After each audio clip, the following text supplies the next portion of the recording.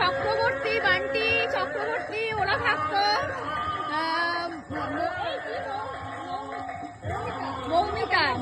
মৌমিতা ব্যানার্জি ওরা থাকতো। আবার কি বলা?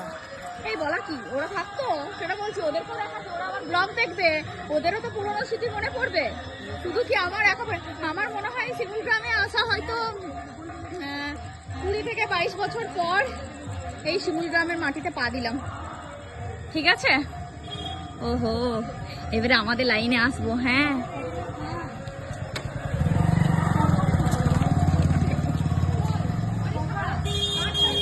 হ্যাঁ, এই দোকানটা বন্ধ থাকে নাকি রে? এই মোহন মামার দোকান বলতাম আমরা, মনে আছে?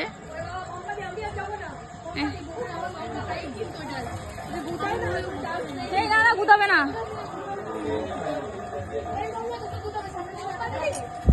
ও বাবারে, ও বাবারে, প্লিজ আর বাবাজি বুঝিও না।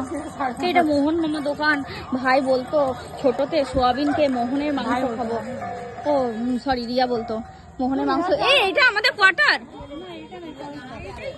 এইটাই এইটাই কেমন হয়ে গেছে। মা আমি চিনেছি,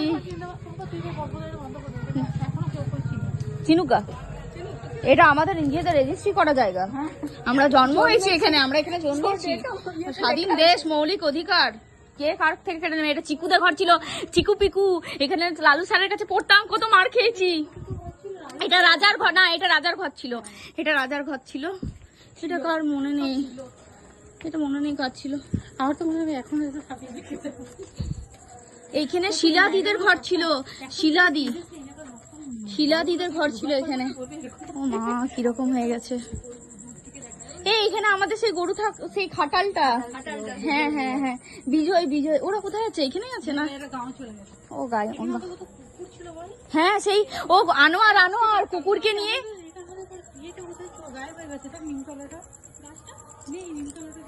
এই নিমটা নেই তো, নিম গাছটা সত্যি তো এখানে একটা চাতাল ছিল।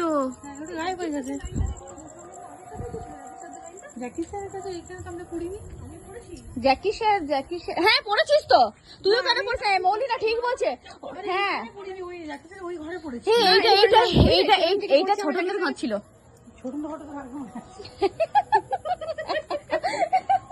এইটা মামন দিদিদের ঘর ছিল। এইটা আমাদের এইটা গৌরী তারপর আমরা। এটা কার ছিল না? এইটা মনে নেই। এটা মনে না, জেঠিদের। এইটা জেঠিদের।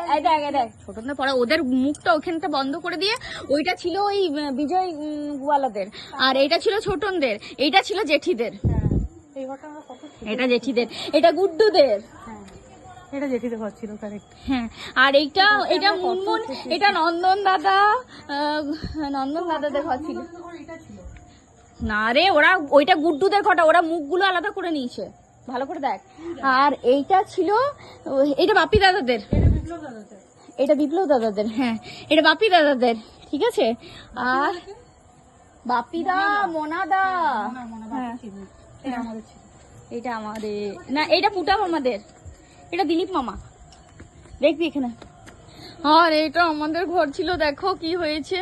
আমাদের সেই পেয়ারা গাছটা এখনো বেঁচে আছে। হ্যাঁ কেউ আছে ভিতরে, লাইট জ্বলছে। হ্যাঁ এই আমাদের পেয়ারা গাছটা দেখ। হ্যাঁ আমাদের পেয়ারা গাছটা এখনো বেঁচে আছে। দেখো আমরা এখানে থাকতাম, ইস কি স্মৃতি। এটা আমাদের পাড়া ছিল, কত স্মৃতি ছিল, কিরকম ভেঙে করে দিয়েছে দেখো।